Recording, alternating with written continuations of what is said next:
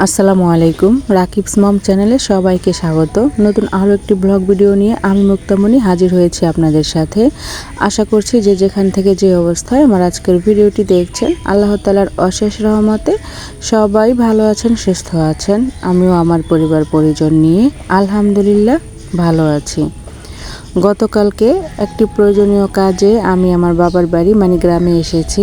তো ওখানে আজকে সকালে একটু হাঁটতে বেরিয়েছি। গ্রামের প্রকৃতি পরিবেশ দেখতে এত সুন্দর যে আমার সকালবেলা না হাঁটলে একদমই ভালো লাগে না। তো হাঁটতে হাঁটতে আমার পাশের প্রতিবেশী এক বোনের সাথে দেখা। তো সেই বোনও আমার সাথে যোগ হলো এবং এক ভাইয়ের বউও যোগ হয়েছে। তো আমরা সবাই মিলে একটু বেশ অনেকটা রাস্তা হেঁটেছি। হাঁটতে হাঁটতে একটা পর্যায়ে নৌকা দেখতে পেলাম। তো নৌকার উপরে উঠে কিন্তু কিছুটা সময় পার করলাম। এত ভালো লাগছিল, চারিদিকের পরিবেশ আমাকে এত বেশি আনন্দ দিয়েছে, খুব ভালো লেগেছিল। তো এই যে দেখেন এখানে কত সুন্দর হাঁসগুলি পানিতে ভাসছে, আর দৃশ্যটাও দেখতে এত সুন্দর। শহরের বড় বড় পার্কগুলোকেও কিন্তু হার মানাবে এই গ্রামের এত সুন্দর প্রকৃতি আর পরিবেশ। এই প্রকৃতি কিন্তু শহরে আপনি 1000 টাকা দিয়েও কোনো পার্কে ঢুকে পাবেন না, যেটা নাকি ন্যাচারালি গ্রামে পেয়ে যাবেন। তো হাঁটতে হাঁটতে একটা ব্রিজ পেলাম, আর এখানে আমরা কিছুটা সময় দাঁড়িয়েছিলাম। আমাদের সাথে কিন্তু একটা বাচ্চাও ছিল, আমার ওই ভাইয়ের মেয়ে। তো এই দেখেন সেও কিন্তু অনেকটা দুষ্টুমি করছে। আসলে ছোট মানুষ যা করে, এই যে আমার সেই বোন এবং আমার ভাইয়ের বউ। তো আমরা অনেকটা সময় হেঁটে এখন বাসায় চলে যাব। বাসায় যেতে যেতে কিন্তু অনেক সুন্দর সুন্দর জিনিস দেখতে পেয়েছিলাম।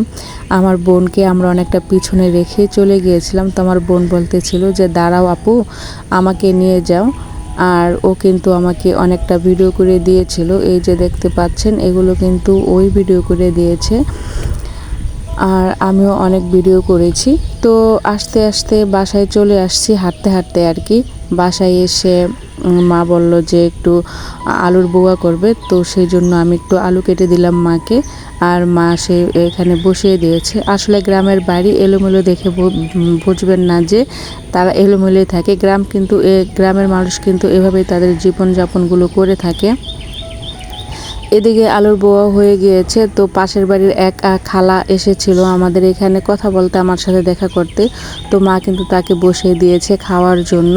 আসলে আমাদের বাসায় যেই আসুক না কেন, মা যদি তাকে না খাওয়াতে পারে তাহলে কিন্তু তার একদমই ভালো লাগে না। সকালের নাস্তাটা শেষ করে নিয়েছি। এরই মধ্যে আব্বা গিয়েছিলেন বাজারে। বাজার থেকে কিন্তু অনেক বাজার করে নিয়ে আসছেন। এখানে ইলিশ মাছ, বেলে মাছ, তারপর পাবদা মাছ, তারপর বড় একটা রুই মাছ একদম কেটে নিয়ে আসছে, আর মুরগি, সাথে আরও অনেক সবজি টবজি নিয়ে আসছিল আর কি। তো সমস্ত কিছু তো ভিডিও করা হয় নাই। আমি আসলে কাজের সময় ভিডিও একদমই করতে পারি না। আর ওইদিকে কাজ করতে করতে বাইরে প্রচুর পরিমাণে বৃষ্টি নেমে গেছে। মা যেহেতু একা, আমার বোন গিয়েছিলেন কলেজে, তো সেই জন্য আমি আমার মায়ের হাতে হাতে কাজগুলো করে দিয়েছি, সমস্ত কিছু কেটে কুটে দিয়েছি। ওইদিকে আমার ভাগ্নি ঘুমিয়েছিলেন, সে কিন্তু ঘুম থেকে জেগে কান্নাকাটি শুরু করে দিয়েছিল। মা তাকে বৃষ্টির মধ্যেই নিয়ে আসছিল রান্নাঘরে। তো মাকে অনেকটা হেল্প করে কাটিকুটি করে দিয়ে তারপরে আমি আর আমার ভাগ্নি একটু বৃষ্টিতে ভিজতে এসেছি। আমার ভাগ্নি খুব কান্নাকাটি করছিল, তো ওকে বলছি চলো আমরা বৃষ্টিতে ভিজি। এই কথা বলার পরে ও আর কান্নাকাটি থামিয়ে দিয়েছে। আমিও সাথে একটু বৃষ্টিতে ভিজলাম। এই খোলা আকাশের নিচে বৃষ্টিতে ভিজার মজাই আলাদা। এটা কিন্তু গ্রামে পাওয়া যায় না, গ্রামে নয় সরি, এটা শহরে কিন্তু পাওয়া যায় না। তো এই জন্য আমিও ভাবলাম যে এই সুন্দর দৃশ্যটা আসলে মিস করা ঠিক হবে না। তো সেই জন্য খুবই অল্প সময় একটু বৃষ্টিতে ভিজেছিলাম, আর বৃষ্টিটা ছিল খুবই অল্প পরিমাণে, হালকা হালকা বৃষ্টি পড়ছিল, নয়তো ওই বাচ্চাটাকে নিয়ে আসলে ভিজতাম না। তো ও আর কান্নাকাটি বন্ধ করে দিয়েছে, আর আমিও একটু বৃষ্টিতে ভিজে নিলাম, যেহেতু গোসলই করে নিব।